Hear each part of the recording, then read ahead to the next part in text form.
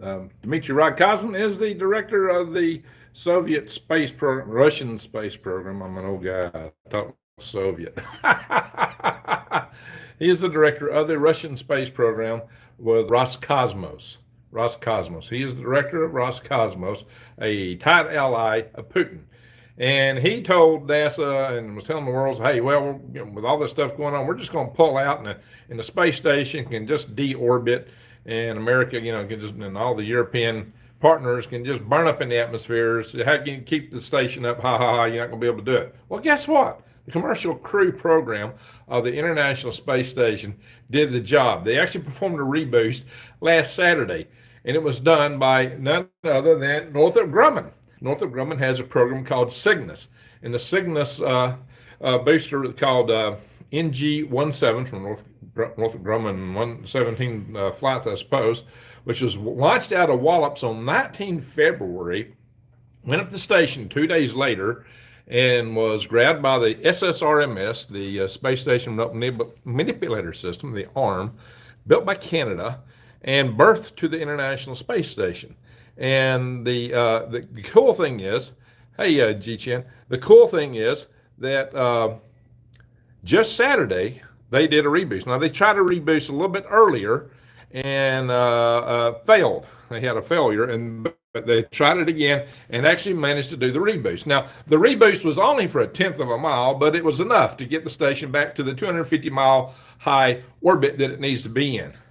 So they got there, they did it, they did the job, and it's totally cool.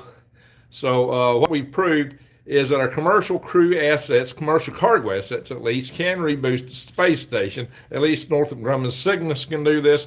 SpaceX has claimed they could help with this. I suppose their their cargo dragon, and maybe their crew dragon also can do the same job.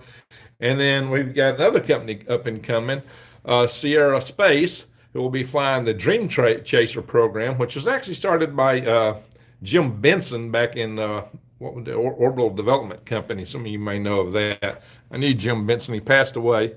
Him and I have a contested history with each other. But that's another thing. That's a whole other story I can go into. You may have heard me talking that with Tim Pickens. But anyway, Benson used hybrid rockets, and he didn't really know hybrid rockets. I had to tell him that. I kind of introduced him to the idea of hybrid rockets, and he kind of tried to go around me. So, I've had a little bit of a contested history. I think I got some good laughs at him. But anyway, all that said, I did have a hand in the commercial crew program back when I was chairman of the policy committee of the National Space Society. I took a proposal back when they were fighting in Congress over whether to have pure SLS or pure commercial programs. I'm the guy who came up with a proposal for a compromise and put it in Senator Bill Nelson's hand, actually through Colonel Paul Damphus. And Colonel Paul Damphus grabbed, said, "This is great. I'm going to use this." And Nelson was talking about it immediately. And I think that's why, he was actually against it before that. I think that is what probably saved the commercial crew program and the commercial, what maybe got SpaceX rolling. The SpaceX may not be where it is today had it not been for that. And so, hey, Lori Garver, I talked with her, maybe get her on there. She's had a big hand in promoting commercial stuff, but not the compromise side of it. She was purely on the other side. But the compromise is probably what got both sides saved in that. So, well, anyway, so there we are, guys. The commercial crew program, the commercial cargo program has proven that they could reboost the space station. And the Russian reboost apparently is not going to be required. So the station can go on should the Russians decide to pull out. Who knows, maybe we can some way mend the fences and Russia can stay a part of it. They probably will for the rest of the year. Anyway, guys, I'm going to have to run. I got several things to do here tonight, and I got to go live tonight on Rex's show. G. Chen, Renee, good to see you. Extraterrestrial aliens, UFOs. Hey, did you see me on Rex tonight? 250 miles. It's still mighty low for my comfort. Yeah, hey there, Jason. How you doing? Yeah, well, that's why you get the drag. You still have enough atmosphere to give drag, and that's when you got to be reboosted from time to time. It's a very tenuous atmosphere, but enough to give you drag when you're flying along at 17,500 miles per hour, which is what they do at ISS. Arnold, 10. Very good. Thank you for having 10 as your checking number. Hey, gives me some thumbs up, guys. I said he gave me number 10. We got 12 in the room, 13, so appreciate it, people.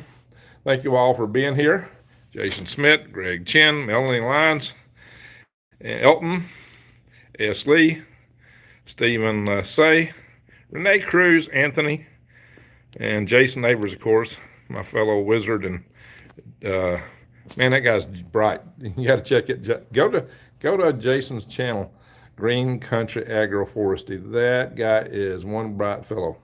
He's got a lot of good advice, a lot of good stuff he teaches. So I got to hit him on the channel a few more times. He is brilliant. Anyway, see you night with Rex. Y'all be live on the Leak Project. He just did 2 shows that we recorded actually a couple weeks ago. But tonight we'll be live on leakproject.com. I might do another real brief video for Green Gregs if I can pull it off, but I got a lot of things to jump through, a lot of hoops to jump through, guys. Y'all take care and have an awesome day. With that, I'm going to say, Greg out.